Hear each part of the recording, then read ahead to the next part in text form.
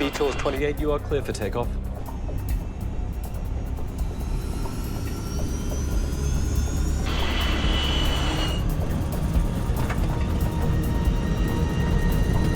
Knots. Stop! Don't hammer the brakes. Don't hammer the brakes. 137 people are on board this British Airtours flight. Within minutes, nearly half of them will be dead. This should not really have happened. Evacuate! Evacuate! The aircraft didn't even get airborne. It didn't run off the runway, and yet still 55 people were killed. For investigators, it's a familiar routine. Reconstructing the final moments inside the cabin, analyzing the wreckage and the flight data recorders. In the end, they turn to a psychologist to help them figure out how a survivable emergency turned into one of British aviation's most horrific disasters.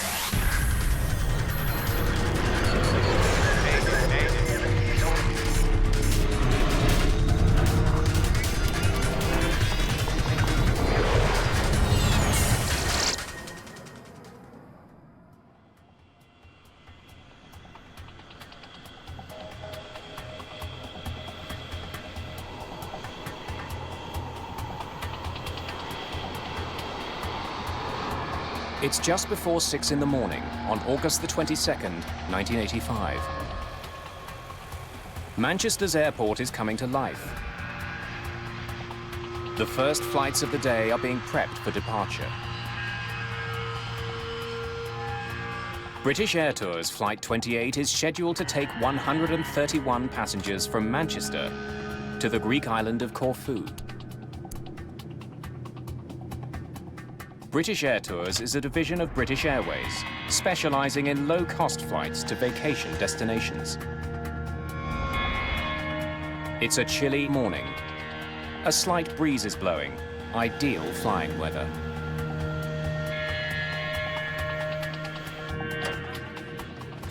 Most of the passengers on this early morning flight are traveling on vacation.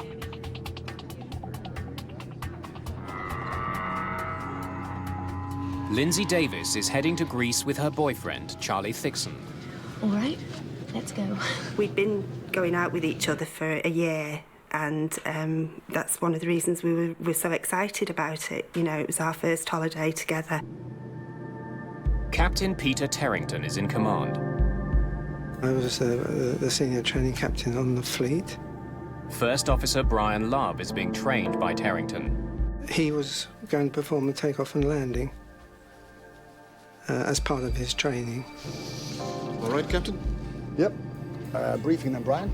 Airfield emergencies, you handling the aircraft. Mm-hmm. What are the 4 things you're going to stop for? Fire, failure, configuration warning, or you shouting stop. Okay, so you bring the thing to a stop, and I'll take over the aircraft and leave you to deal with the emergency. I'll liaise with ATC, okay? If you've talked about the possibility of an emergency and talked over what you will do, then if it actually happens, it's easier to recall those items. Okay, Brian, start 2. Starting 2. Oil pressure rising. Okay, go on. 25, 26, 27, 28, 29. 129 plus 2 on board, Captain. All strapped in, doors are closed and automatic. Thank you, Arthur. The crew is flying a Boeing 737.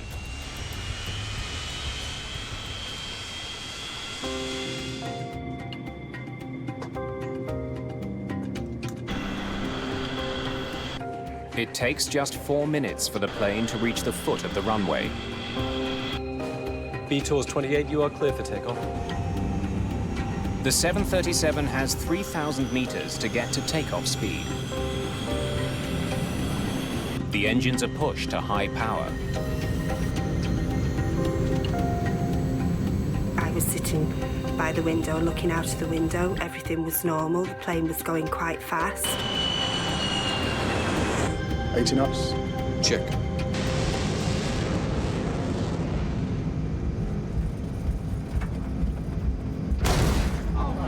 We heard a dull thud, which sounded as if it came from outside.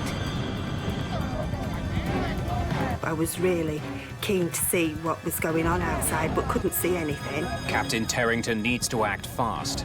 Stop!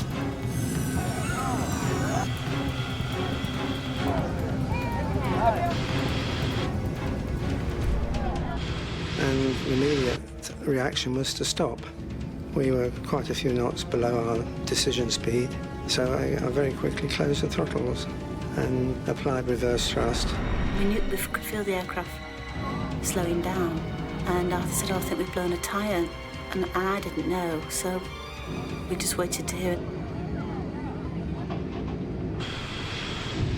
Don't hammer the brakes. Don't hammer the brakes. I thought the tyre might have gone and would cause damage to the undercarriage if we braked too strongly. Probably nothing. I wouldn't worry. And just assumed that maybe a tyre had burst, so I wasn't really alarmed at that point. My thought at that time was, oh, OK, we're going to get off this plane and probably have to move all the luggage onto another plane and take off.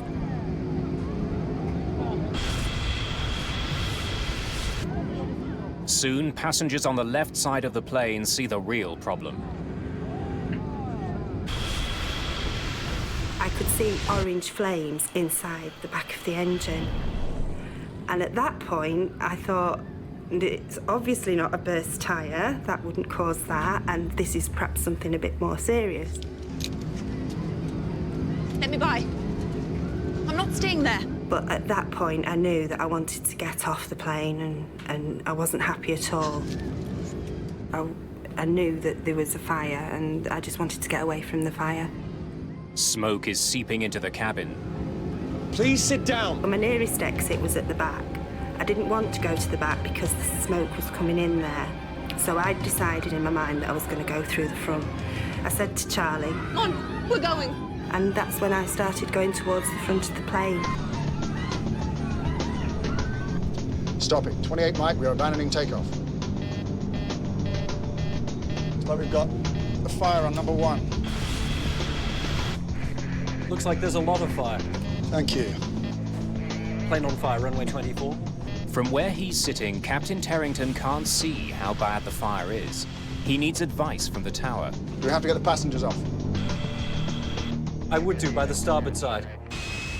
Terrington decides to pull off the runway. Evacuate to the starboard side, please.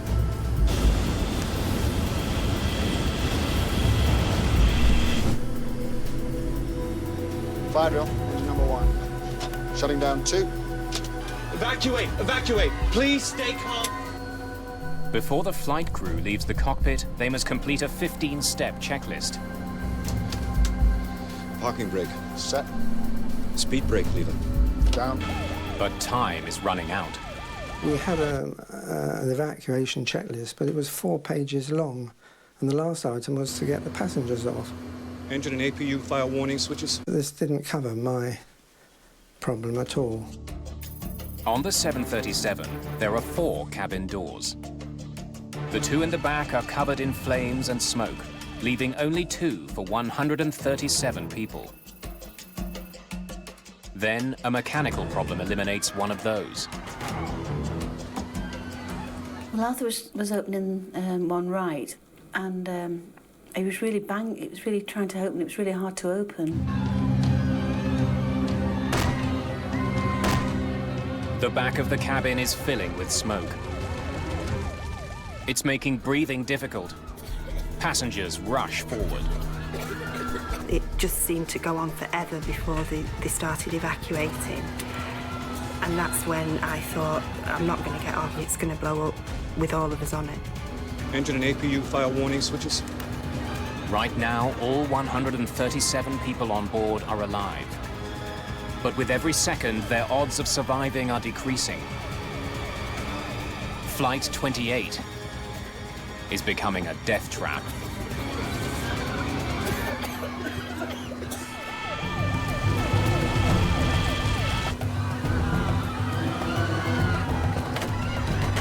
The jammed door on the right side of British Airtours Flight 28 leaves the crew no choice. They must get the passengers out from the side of the plane that's burning.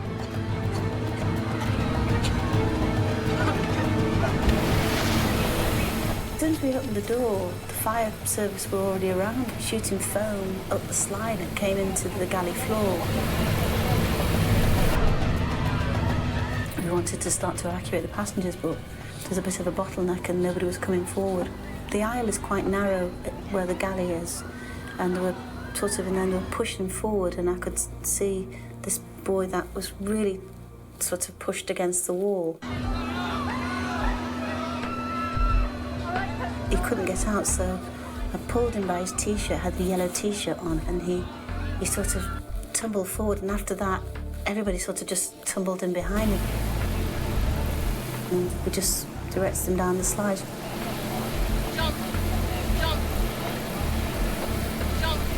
In training, they tell you to, bring people to the door and you tell them to jump.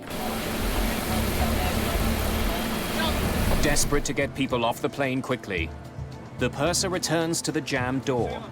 After several attempts, he manages to force it open. The only time I turned around was to make sure that Charlie was following me. See you out there. One thing I did see when I looked back was people going to the front, towards the front of the plane where the seats are, and pushing the seats forward, folding them down as they went along. So people were trying to rush forward from the back. The chute was open and people were just jumping up straight onto the chute. As I got to the bottom, I didn't look back at all. This was just wanting to get off. Dozens of passengers have made it off the plane, but there are still many more inside. But it was smouldering and it was black, thick black smoke. And Charlie had said that after you'd gone, this black smoke came down, he said, and everybody was screaming and panicking. He said people are going to die in there. Standby power switch. Captain Peter Terrington and his first officer Brian Love are still aboard the burning airplane, and they still haven't completed the steps required to evacuate. There was 4 tons of fuel coming out of that aircraft wing tank. Okay, go, Brian. Go, Brian. I could see quite a lot of flames. Completing the checklist would put their lives at risk. We did as many items as we could, and then we both went out of the flight deck window.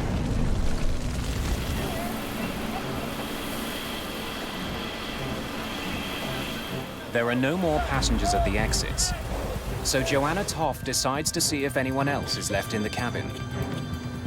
And the smoke was you could touch it. It was so thick, and you could take it was awful, really. Go.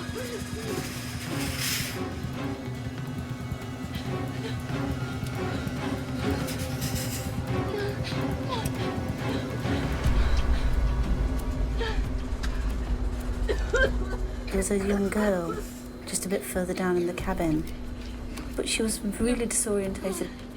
I mean, I suppose we all were, really. We just didn't have any idea what was going on. I just brought her down to the slide. She was taken off then. The fireman was telling me to come on, and I was thinking, well, I've not finished, we've not finished yet.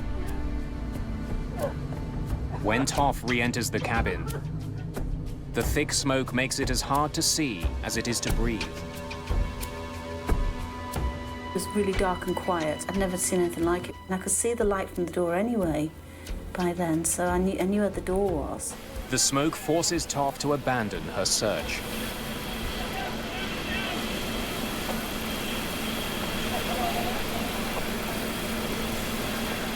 Just minutes after pulling off the runway, British Airtours Flight 28 has been consumed by fire. We got out of a flight deck which was relatively intact, and when we turned round on the ground, we saw a complete wreck of an aircraft, and it had happened in a matter of seconds. It was dreadful. 54 people are dead. Another would die in hospital.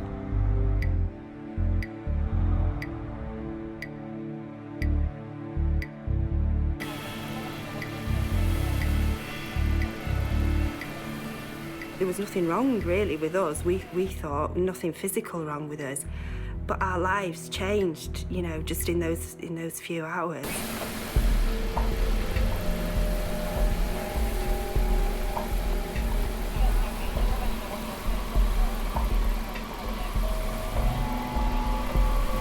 I couldn't breathe. I was virtually out the door, and I couldn't breathe then. The smoke was coming in and everybody just stood up and ran out. It was just a mad panic getting out. Because when the smoke came, you just couldn't see anything at all. Couldn't see anybody. It takes 125 firefighters more than 2 hours to put out the fire. News of the disaster soon spreads around the world. British Prime Minister Margaret Thatcher flies to Manchester to visit the scene. When we get a terrible air crash of this kind, everyone is appalled and shocked. Every single aspect of this accident will be thoroughly investigated. It has to be. This is the 4th major commercial air disaster of the year. In June of 1985, an Air India jet exploded over the Atlantic Ocean. 329 people were killed. Weeks later, 137 people died when a Delta Airlines flight crashed at Dallas-Fort Worth Airport. And just 10 days before the Manchester crash, the deadliest single aircraft accident in history. Japan Airlines Flight 123, a fully loaded 747, slammed into a mountain, killing 520 people.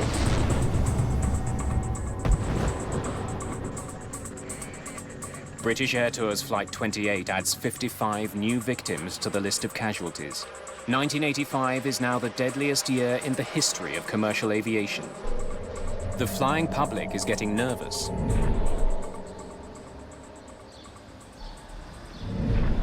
Britain's Air Accidents Investigation Branch sends a team to Manchester to unravel the events that led to the catastrophe.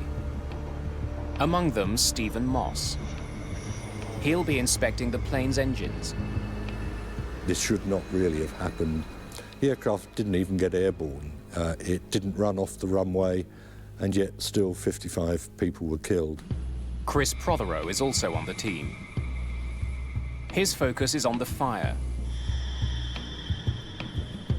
We were aware from initial reports that the fire had entered the aircraft very rapidly as the aircraft came to a halt, and that was a focus for me. It doesn't take too long for Stephen Moss to figure out where the trouble started. He sees damage to the plane that was not caused by fire. Well, the first thing we noticed clearly was the hole in the underside of the wing. And right next to it was a gaping hole in the side of the engine. It seems that one had led to the other.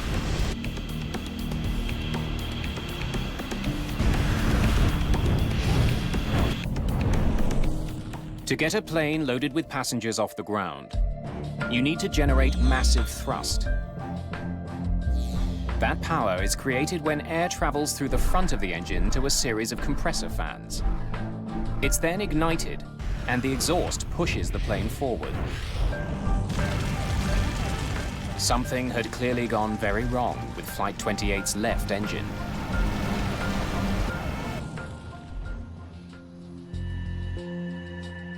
Investigators look for clues on the runway and in the cabin, hoping to discover why so many people died.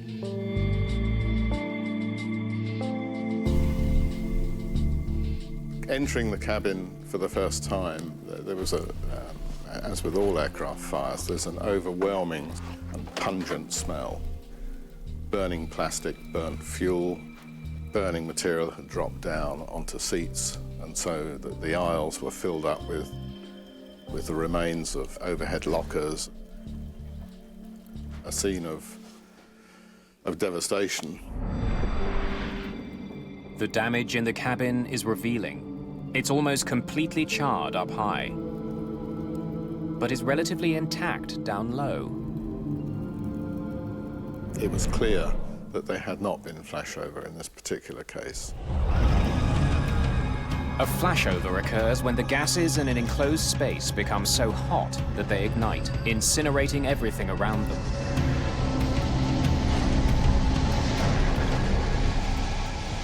The way Flight 28's cabin is charred tells Prothero about the nature of the fire. Many of the seat squab, cushions, even things like the emergency evacuation cards, which are just plastic laminated cards, were pretty much undamaged. You could have wiped them off and put them on another aircraft and nobody would have known they'd been in this accident, whereas at the upper levels in the fuselage, there was a great deal of heat damage, and this is not a characteristic of a flashover. The fire in the cabin had been severe, but should not have been catastrophic. This leaves investigators with two questions. Why did so many people die? And what caused the fire? The answer to the second question may be outside the plane, lying on the runway. Investigators find a large piece of dome-shaped metal along the plane's path. Stephen Moss can see it's from a piece of the engine called a combustor can.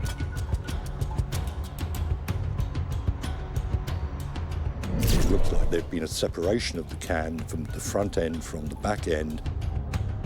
The combustion chamber of the 737's jet engines contains 9 combustor cans. It's where fuel and air are mixed and ignited, so each can needs to withstand intense heat. Moss suspects the fractured can somehow blew apart and destroyed the plane's left engine. It had struck an underwing fuel tank access panel and put a sizable hole in that, which directly led to the release of a vast quantity of fuel.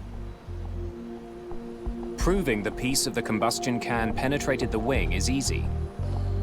It fits neatly into the hole in the wing. This was clearly, if you like, the root cause of the accident.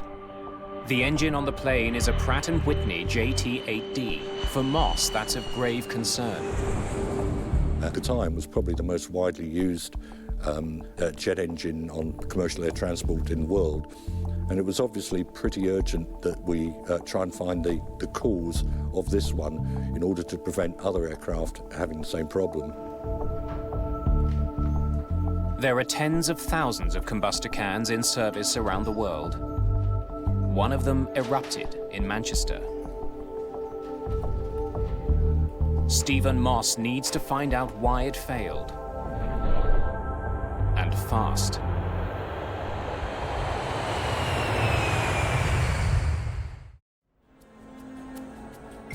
Investigators looking into the deadly fire on board British Airtours Flight 28 study the plane's maintenance log.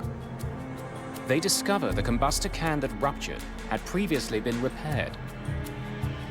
We needed to look at that repair and how effective it was. During a routine inspection a year and a half earlier, mechanics had found small cracks in some of the combustor cans.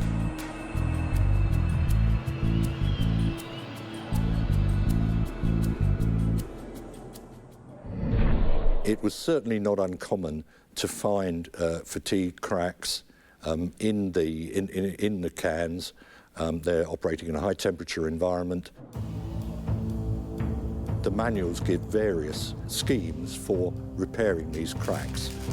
Investigators find mechanics repaired the cracks according to a procedure laid out in the engine repair manual. They welded them closed. But the crack on can number 9 was unusually long. The overhaul manual did not give any limit on the length of crack that could be repaired, and it was a longer crack than had been experienced before. It was still repaired. After the repaired cans were put back in the engine, mechanics had no way of knowing the weld didn't effectively seal the crack. That's because the cans can't be inspected while the engine is on the plane. Since the repair, there were 11 reports of slow acceleration from the engine that exploded in Manchester. A damaged combustor can could have been a reason for the problem. But troubleshooting guides available to mechanics in Manchester didn't list that as a potential cause. Instead, Pratt & Whitney offered other ways to fix the acceleration problem. It didn't seem to ring any great alarm bells with them, if you like. They'd seen it before, and it had never turned out to be anything serious. So mechanics in Manchester made minor adjustments to fix the plane's idle speed and kept the plane in operation. Cockpit voice recordings revealed that the crew of Flight 28 was aware there was a problem with slow acceleration. Slow acceleration on #1 engine day before yesterday. I was on the flight, yes, sir. Engineers signed off on it. But the log entry led Captain Terrington to believe that the problem had been fixed. A comment in the tech log for the flight before the last one, that the engine was slow in accelerating. It wasn't apparent as a serious problem because the engineers had done some work and the aircraft had been flying the previous day with no problems. The idle speed adjustments didn't fix the real problem, the cracked combustor can. And it reached the breaking point on Flight 28. Stopping. 28 Mike, we are abandoning takeoff.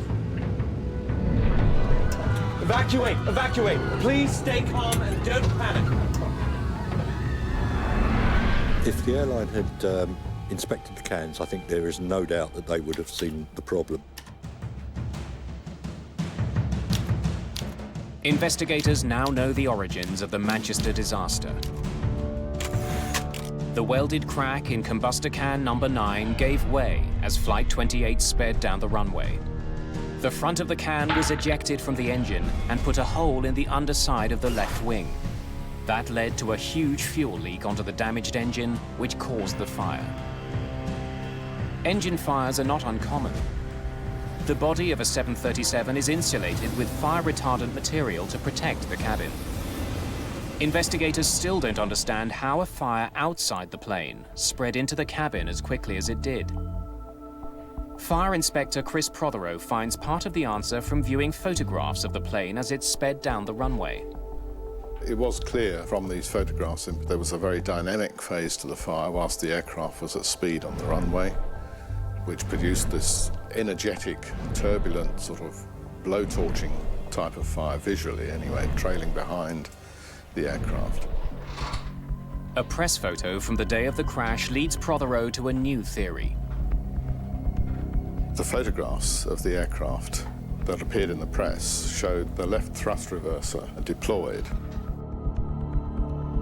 The general impression that one got visually from that photograph was that the thrust reversers had effectively blowtorched fire against the side of the fuselage, and that, if you like, was the explanation as to why the fire had penetrated so quickly.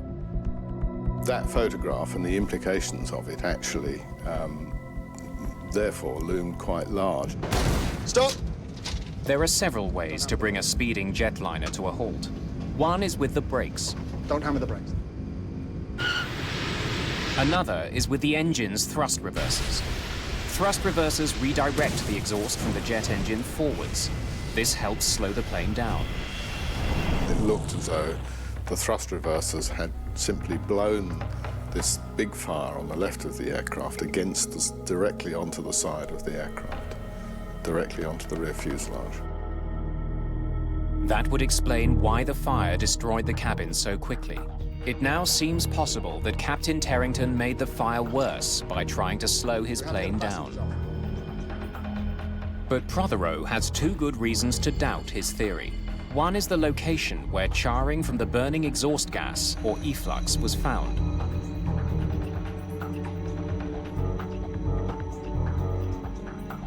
The efflux impinges on the fuselage further up, closer to the roof, the crown skins of the aircraft. So actually, the penetration that we had low down did not fit with that. And the other reason is, by the time the thrust reversers were deployed, the left engine had already exploded. But to act as a blowtorch, the engine would have needed considerable exhaust.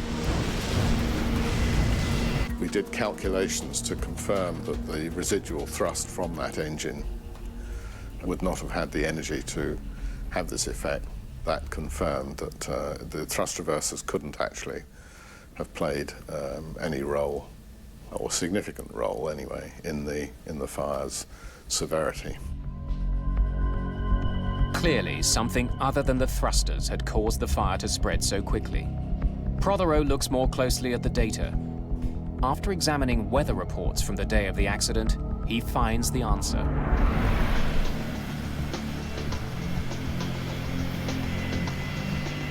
The wind was the main factor that determined the severity of the fire in terms of its attack on the outside of the aircraft, how rapidly it penetrated the aircraft, and it also affected the conditions inside the cabin. Believing he had blown a tire, Captain Terrington made a fateful decision. Stopping. 28 Mike, we are abandoning takeoff. Well, when we heard the thud and we closed the throttles, it was my assumption that we were going to turn off the runway, clear the runway, ask air traffic for an engineer to come out and check the tyres. Like a highway, an airport runway has a series of exits. Captain Terrington chose one called Link Delta. So we've got a fire on number 1. When we got the additional information of a fire warning, the brain was already programmed to carry out the stop. The crew had been aware that they had a fire, but didn't really appreciate at the time the nature of the fire, the severity of the fire, so they had turned off the runway. Captain Terrington turned his plane to the right and brought it to a stop. He couldn't have realized that doing so would make the problem far worse. There was a crosswind, a slight crosswind, from the left side of the aircraft that was carrying the fire that was burning from the fuel that was pulled underneath the left wing. It carried that fire aft, rearwards, and took over and under the rear fuselage, in between the wing and the tailplane. The wind wrapped the fire around the back of the plane and into the cabin. If there'd been no wind at all, I think the situation would have been very much more benign. Investigators have discovered how the fire started and the conditions that caused it to penetrate the cabin. Now, investigator Ed Trimble must solve the biggest mystery surrounding the Manchester accident. Here we had an aircraft which had aborted the takeoff for good reason. It had taxied off and stopped in a taxiway in an expeditious manner, and yet 55 people had lost their lives. So there was a big question as to precisely why that had occurred. Investigators learned that most of the dead were not found in the worst burned parts of the plane. Autopsies will point to the real killer on Flight 28.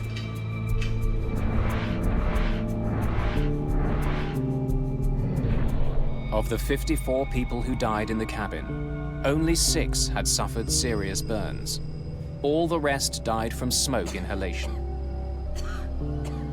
It seems the smoke in the cabin was particularly lethal. Survivors tell investigators that the smoke was unbearable. The smoke was really black, and it was almost touching. It was really weird. And they say the effect of that was shocking. Immediately, you took one breath of the smoke, you began to feel debilitated, and you knew that if you took another breath or two, you weren't going to make it.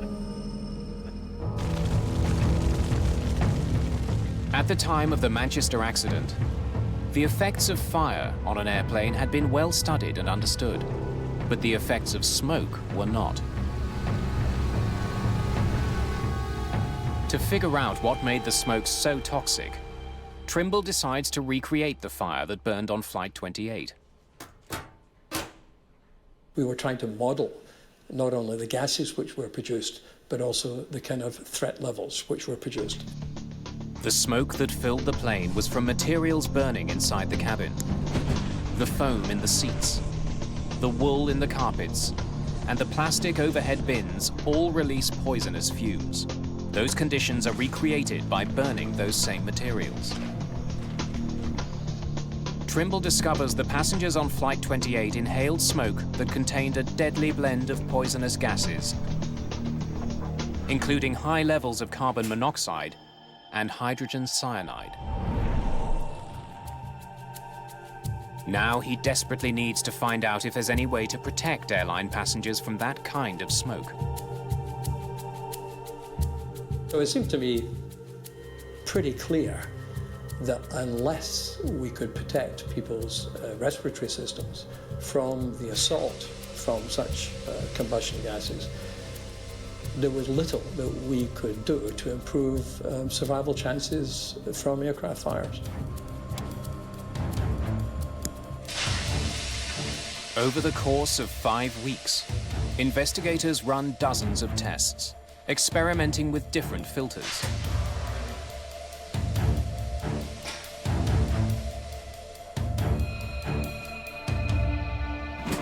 They burn nearly a quarter ton of material to create the necessary smoke. Their dramatic conclusion: it may have been possible to save passengers' lives. There was not the slightest doubt in my mind that in these situations, in an aircraft cabin, if it is being assaulted by combustion gases, your chances of survival are vastly improved if you have smoke hood protection. British Airtours Flight 28 had only enough smoke hoods for the crew. They were never used. Trimble's research indicates that smoke hoods for passengers could have saved lives. There were hoods available, both of the filter type and the breathable gas type, which can provide a very high level of protection to people in these circumstances.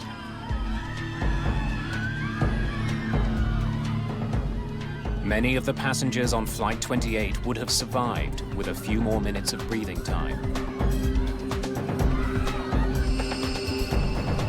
It was in a blink of an eye, you know, from the time, you know, we stopped on the runway, you know, just within a few minutes, you know, it was all over, really. A full Boeing 737 is designed to be evacuated in less than 2 minutes. So even without additional time, more of the passengers on Flight 28 should have been able to get off. To discover why so many people never made it off the plane, investigators turned to an unlikely source for the answer.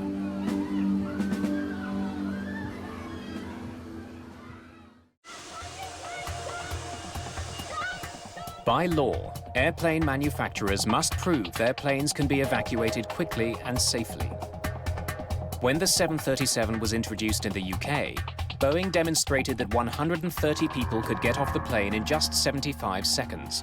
All public transport aircraft are certificated to the same criteria, and that is that the total complement of passengers must be capable of evacuating from the aircraft using half the exits in the aircraft, it's generally one side or the other, within a maximum of 90 seconds. But 90 seconds after Flight 28 came to a stop, most of the passengers were still on board. The reason why the evacuation in Manchester wasn't achieved in 90 seconds is because the conditions in a real fire evacuation are completely different from the certification conditions. The certification evacuation is conducted in clear conditions, with no smoke that reduces vision and overwhelms passengers. Within minutes of coming to a stop, Flight 28 filled with thick black smoke. As soon as the smoke began to spill into the rear cabin and then flow forwards, essentially that induced immediate panic in those who were so affected by the smoke, because their respiration, I mean, the typical comment was, I took one breath of smoke and I felt as though my lungs were solidifying. You can imagine under these conditions that people have got to get away from the smoke.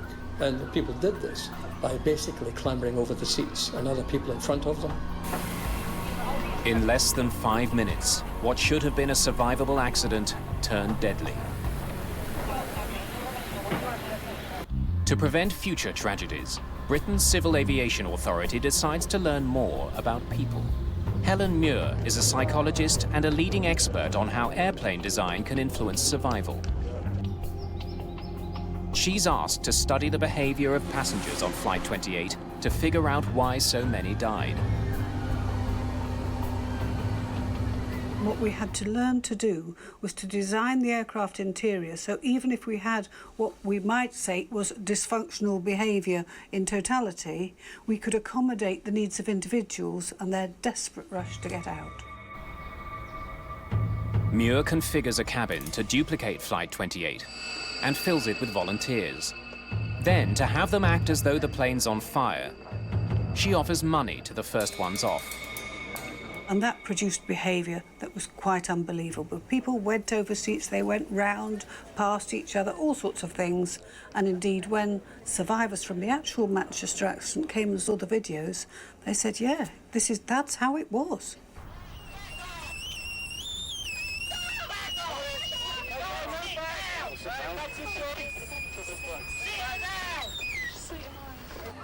The evacuation of Flight 28 was slowed by the fact that passengers became jammed in the bulkhead opening separating the main cabin from the galley. Investigators discover the logjam was created by the design of the Boeing 737.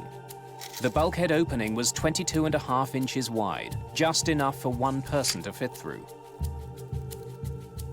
But what they wanted to know was how much wider would they have to make it for people not to get stopped and blocked. We were trying to do as much as we could to recreate the situation which had happened at Manchester and then to systematically vary the aircraft interior to see what changes would improve the situation for passengers. Muir's tests showed the narrow bulkhead opening created bottlenecks that flight attendants had to constantly clear. Increasing the width to 30 inches greatly improved the movement of passengers.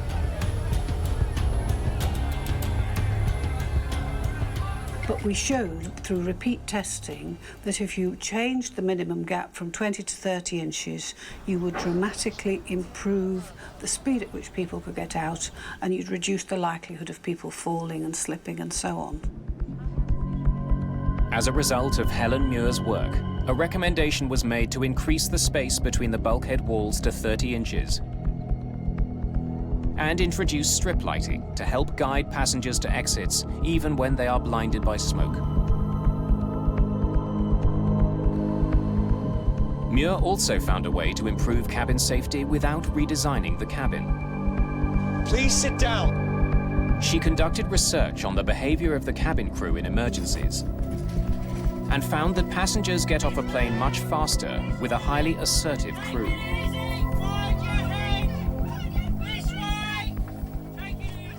It's because we don't want people really making their own decisions. We want people to do exactly what the cabin crew or the procedures state, and we don't want people hesitating, particularly at the door. Helen Muir's research prompted manufacturers to redesign cabins to make them safer. But one safety feature remains controversial: smoke hoods. Ed Trimble believes they should be mandatory on all commercial flights. Without a doubt. Without a doubt. Helen Muir is less convinced. She's studied how smoke hoods affect passenger behavior and is worried they would slow down the orderly evacuation of an airplane. We know you've only got literally 1.5 to 2 minutes for everybody to get out. What we don't want to have is something which is difficult to put on, and so it slows people getting down. The most important lesson of British Airtours Flight 28 is that seconds matter. It's now universally accepted that it takes 90 seconds from the first sign of fire before it becomes unsurvivable. The passengers on Flight 28 lost valuable time when the starboard side door jammed. The investigators determined that the slide mechanism deployed too early, preventing the door from opening. There was a flaw that led the slide container's lid to jam if the door is opened too quickly. After the Manchester accident, Boeing quickly redesigned the system so that couldn't happen. But the recommendations made by the AAIB weren't adopted quickly enough to save lives 6 years later. In 1991, a Boeing 737 slammed into another plane on the runway in Los Angeles and caught fire. Many of the 22 people who died were overcome by smoke before they could get out. But in 2005, the crash of an Air France jet in Toronto showed how much has changed since the Manchester accident. All 309 people got off that plane in just 90 seconds. No one died. Some major changes to commercial airliners All right, the door's open. came about because of a flight that never left the ground. That's the only way I can resolve it, with the death of 55 of my passengers. The fact that flying is now safer. I can't imagine anybody, you know, doesn't wish that it hadn't happened. You know, despite what's been learned and despite maybe the subsequent lives that have been changed, you know, you'd give anything for it not to have happened.